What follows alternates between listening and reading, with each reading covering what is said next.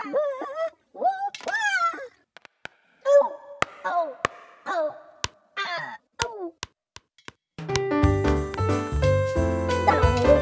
now, it's time for another Dice Tower review with Tom Vasel. Hey folks, Tom Vasel here, and today we're taking a look at Burger Builder.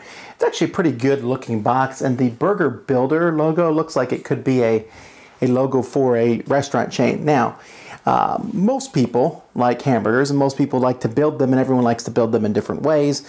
Thus the popularity of places like Fuddruckers, because you can make your own burger. So this is a theme. I mean, I'm kind of predisposed to liking food themes anyway.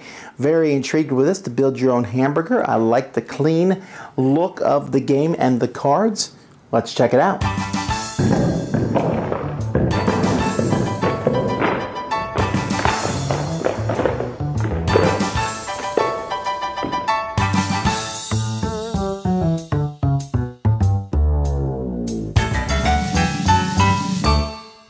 There are 7 different ingredients in the game. We got tomatoes and lettuce, which cost nothing, bacon, cheese, and mushrooms, which cost $1 each, and beef patties and fish fillets, which cost $2 each.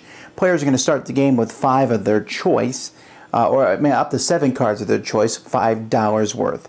In the middle of the table, you'll have some different recipes that need different ingredients. Like you'll see here that the bacon fish burger here needs tomatoes, it needs bacon, and needs fish, while the hamburger simply needs a patty and lettuce. No cheese, that's crazy.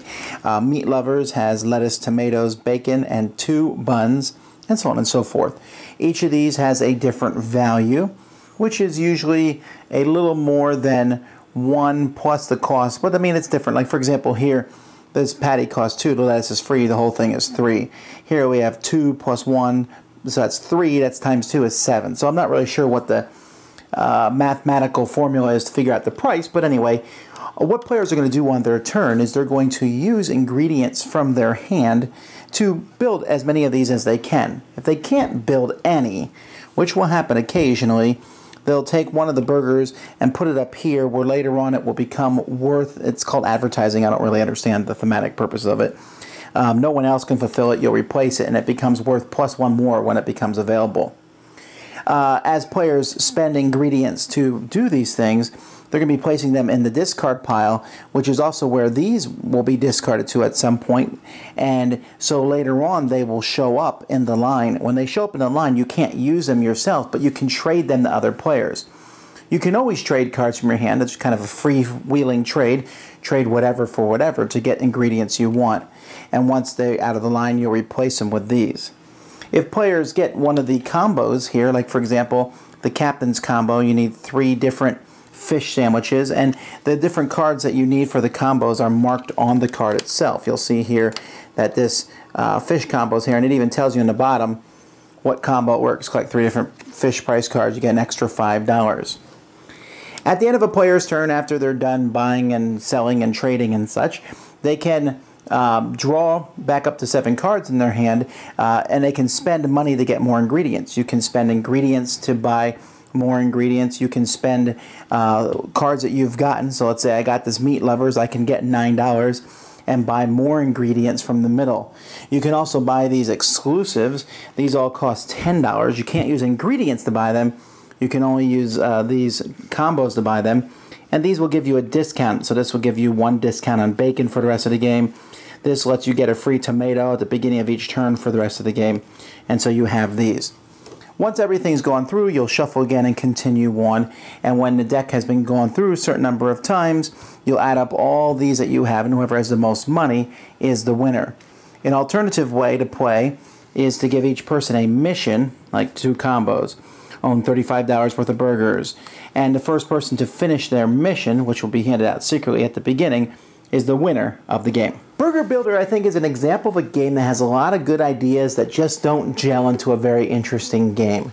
One of the problems with this game is, well, let's say something good first. I really like the artwork. I mentioned the clean cards. When you look at these cards, it's a very good looking card. You can easily see what's on it. The font is good. I enjoyed how they looked. It was easy to put them around and use them. But the problem that a game has is an economic problem. First of all, these $10 exclusive cards, I have looked at this every way from Sunday, and I can't figure out how they're remotely worth it. You have to use $10 to get a $1 discount on a specific type of item. Now you say, well, so you have to buy at least 11 of that item for that to have been worth it at all. And so you can, maybe you say, oh, I'll be the bacon, the bacon king and get bacon and trade bacon other players. But if you're doing that, you're helping yourself a little, but you're helping them just as much.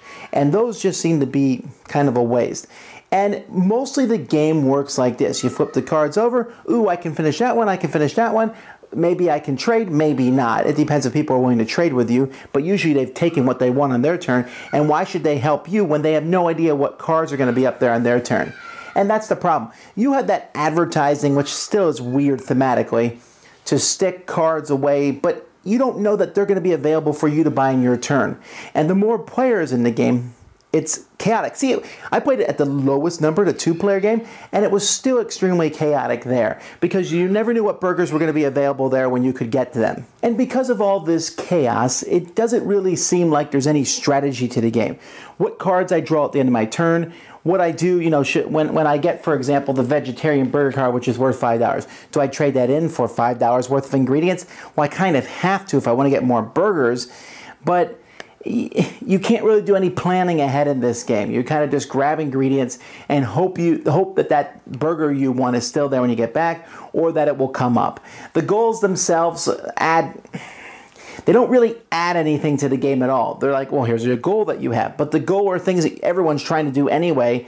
And so it's not like, ooh, I wonder if he's trying to fulfill more burgers. Well, of course you are. So the goals are kind of a red herring, and they don't add anything. The game just doesn't work very well. There's some interesting ideas. The trading cards with other people, the using cards to complete sets to get the burgers, the idea that ingredients are going to go in and out. Sometimes an ingredient will disappear and go into that discard pile when they show up.